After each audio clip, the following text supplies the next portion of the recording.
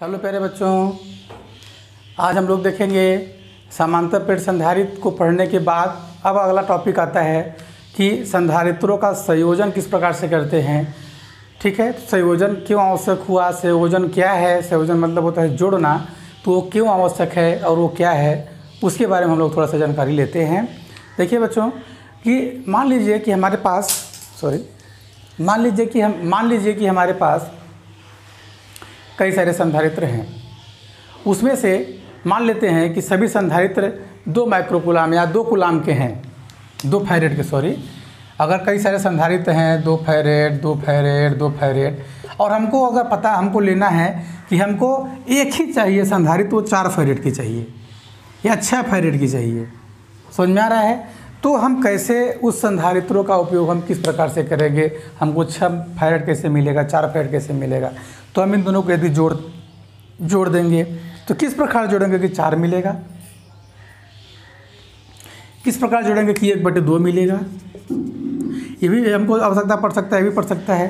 तो मतलब वांछित बोल सकते हैं कि वांछित धारिता की संधारित्र प्राप्त करने के लिए हमको संधारित्रों को जोड़ना यानी कि कॉम्बिनेशन करना महत्वपूर्ण हो जाता है। इसलिए संधारित्रों का कॉम्बिनेशन बहुत ही महत्वपूर्ण टॉपिक है। इसको हम लोग देखते हैं कि संधारित्रों का कॉम्बिनेशन क्या है, क्यों करना है, तो मैंने बता दिया। किस प्रकार से जोड़ते हैं उसको हम लोग ध्यान से इसको देखते हैं। ठीक है, तो चलिए देखते हैं। पहला देखेंगे हम लोग श्रेणी क्रम संयोजन, संधारित्रों का श्रेणी क्रम संयोजन। इसकी तत्पश्चात हम लोग देखेंगे समांतर क्रम संयोजन। ठीक है बच्चों, तो हम इन दोनों को आपको चाहे तो एक साथ बता दें या चाहिए तो अलग अलग बता दें। ठीक है, चलिए दोनों को हम आपको कंपेयर करके पढ़ाते हैं। कंपेयर मतलब एक साथ ही दोनों को हम लोग डायग्राम बनाते हैं और दोनों को समझने का प्रयास करते हैं। तो हम लोग यहाँ पे अगला टॉपिक लिख लेते हैं, क्या? संधारित्रों का संयोजन।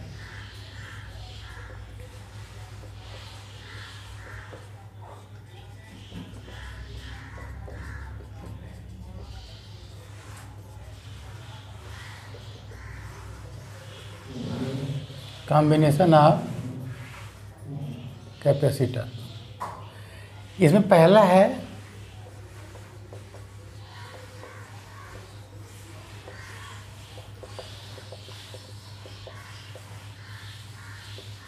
श्रेणी क्रम संयोजन और यहाँ पे हम लोग लिखते हैं दूसरा नंबर संधारित्रों का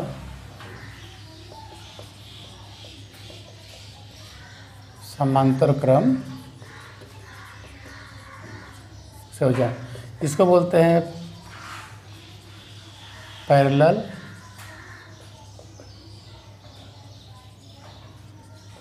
कॉम्बिनेशन, इसको बोलते हैं सीरीज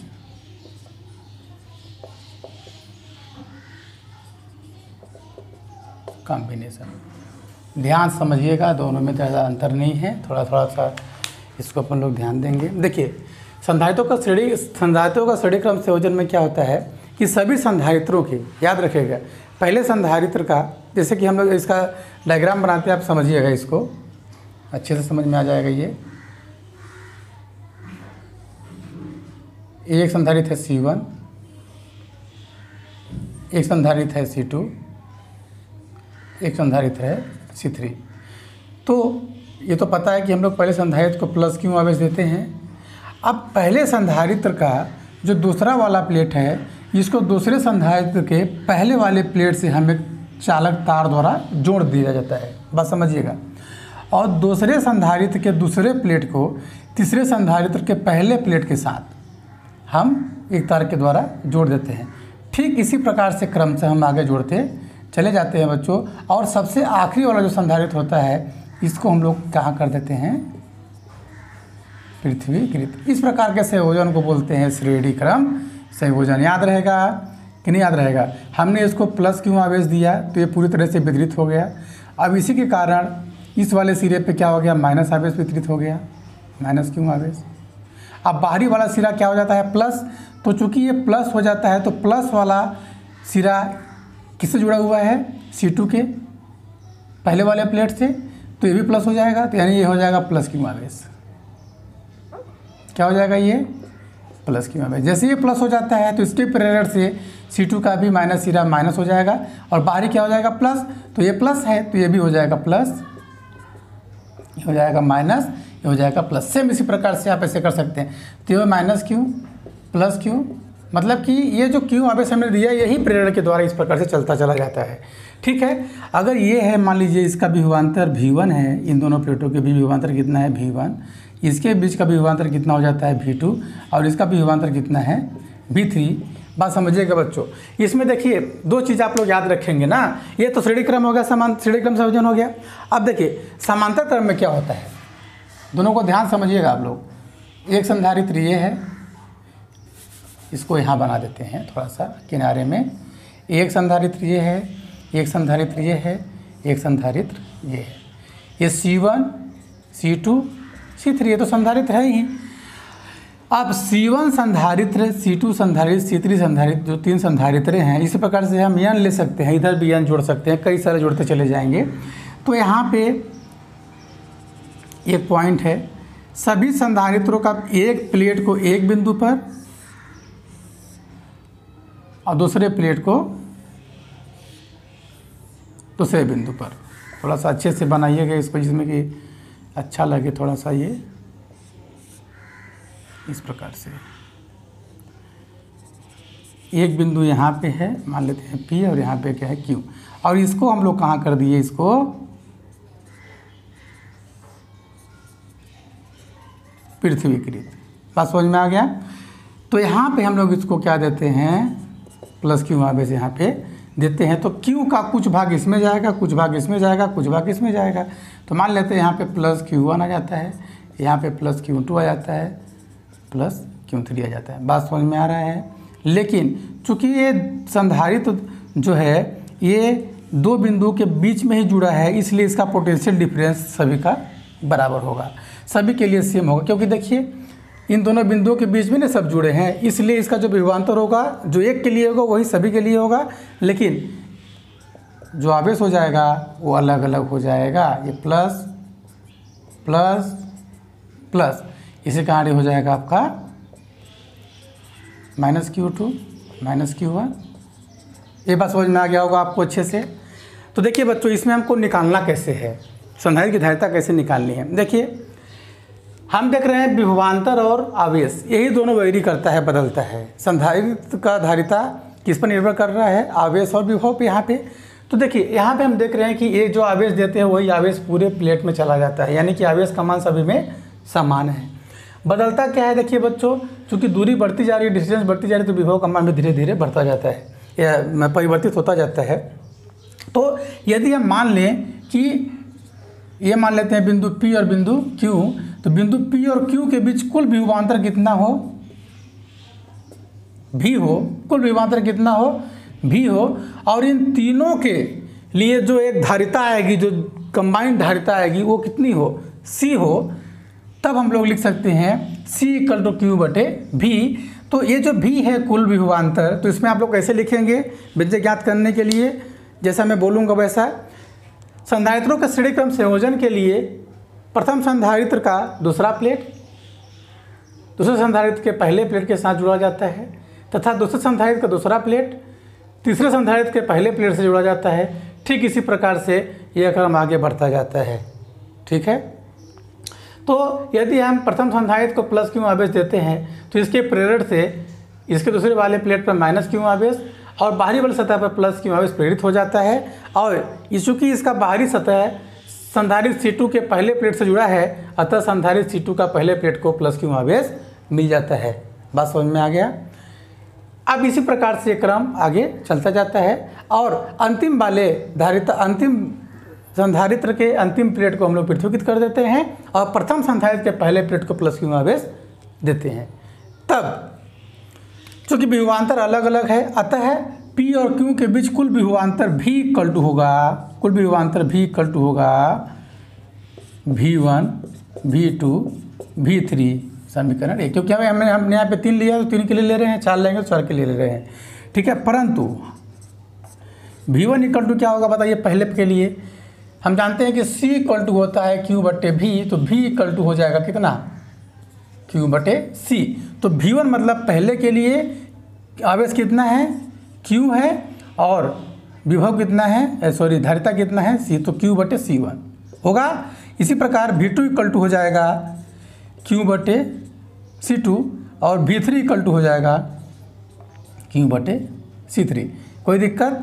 अतः कुल विभव V इक्वल टू कितना हो जाएगा, V1 मतलब Q बटे C1, Q बटे C2, Q बटे C3 हो जाएगा इतना बच्चों। अब हम जैसे आपको बताया कि यदि हम यह मान के चलें कि संधारित्र C1, C2 और C3 कुल के लिए विभवांतर कितना है, V है, और इन तीनों के संयोजन का जो तुल्य धारिता है, जो इक्विवेलेंट है, तीनों के इक्विवेलेंट जो रिजल्टेंट आएगा, भाई तीनों का जो प्रभावी आएगा अलग अलग जो आएगा, उन सभी का जो प्रभावी होगा वो मान लेते हैं कितना है, C है। तब हम जानते हैं कि C इक्वल टू Q बटे V से V इक्वल टू क्या हो जाएगा बच्चों बताइए, Q बटे C। इसको मान लो समीकरण 2, इसको मान लो समीकरण 3। अब समीकरण 2 और 3 से, समीकरण 2 व 3 से बच्चों देखिए, 2 व 3 से क्या हो जाएगा, हमने V की जगह पे क्या लग रहा है, Q बटे C, तो हो जाएगा यहाँ पे क्या, Q बटे C, और यहाँ पे Q कॉमन है बच्चों, तो हो जाएगा 1/C1, 1/C2 और 1/C3। Q से Q कैंसिल आउट हो जाएगा, तो 1/C equal to 1/C1 plus 1/C2 plus 1/C3।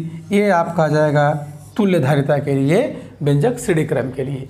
ये बात आपको समझ में आ गई होगी। ठीक इसी प्रकार से समांतर क्रम के लिए हम यहाँ पे लगा रहे हैं, आप इसको भी ध्यान से समझने का प्रयास करिए। हम एक साथ इसलिए बता रहे हैं कि आपको मिस्टेक ना हो समझने और लिखने के लिए। इसके लिए कैसे करेंगे बच्चों, देखिए इसमें क्या लिखेंगे कि संधारित्रों के समांतर क्रम संयोजन के लिए प्रत्येक संधारित्र के एक प्लेट को एक बिंदु पर और दूसरे प्लेट को किसी दूसरे बिंदु पर हम जोड़ देते हैं। संधारित्रों के इस प्रकार के संयोजन को क्या बोलते हैं हम लोग, समांतर क्रम संयोजन। और समांतर क्रम संयोजन में जो तीनों संधारित्रों का तीनों संधारित्र का विभवांतर होता है वो एक समान होता है, क्योंकि ये किन्हीं दो बिंदुओं के बीच में तीनों संधारित्र जुड़े गए हैं। अब चूंकि हम लोग अब प्लस क्यू आवेश देते हैं किसी एक बिंदु पर, तो यह प्लस क्यू आवेश 3 भागों में बढ़ जाता है। Q का कुछ भाग Q1 में जाता है और कुछ भाग Q2 में जाता है और कुछ भाग Q3 में, यानी कि जो Q है ये 3 पार्ट में बढ़ गया बच्चों, Q1, Q2, Q3। देखिए यहाँ पे 3 रास्ते हैं, तो Q का कुछ भाग इसमें गया, कुछ भाग इसमें गया, कुछ भाग इसमें गया। यानी कि यहाँ पे क्या था, विभवांतर अलग था, तो कुल विभवांतर हमने क्या निकाला, V1, V2 और V3। इसमें क्या अलग है भाई, विभवांतर सेम है और आवेश अलग अलग है।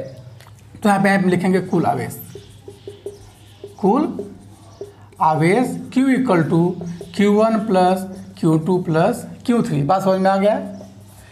यही याद रखना है आपको कि जिसमें अलग होगा Q और V में जो डिफरेंट होगा, अलग अलग होगा, उसको हम लोग फाइंड कर लेंगे, जो वैल्यू हमारी आ जाएगी।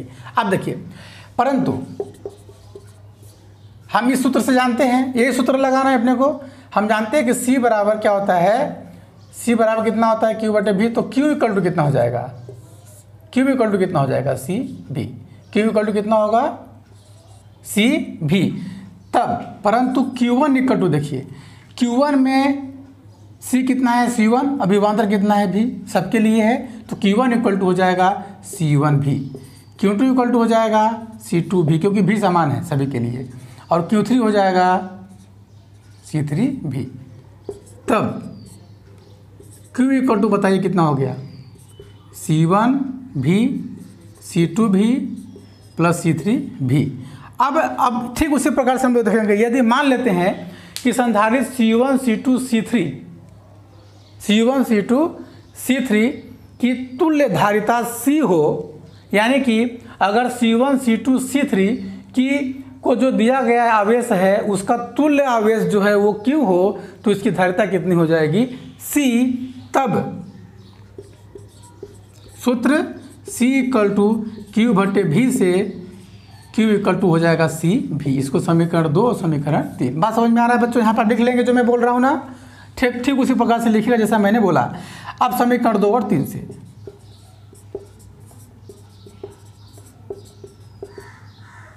समीकरण 2 और 3 से मान रख दीजिए। Q का मान कितना है यहाँ पे, C भी इक्वल टू हो जाएगा C1 भी, C2 भी, C3 भी। भी कॉमन है तो हो जाएगा C equal to C1, C2, C3। बात समझ में आ रहा है ना।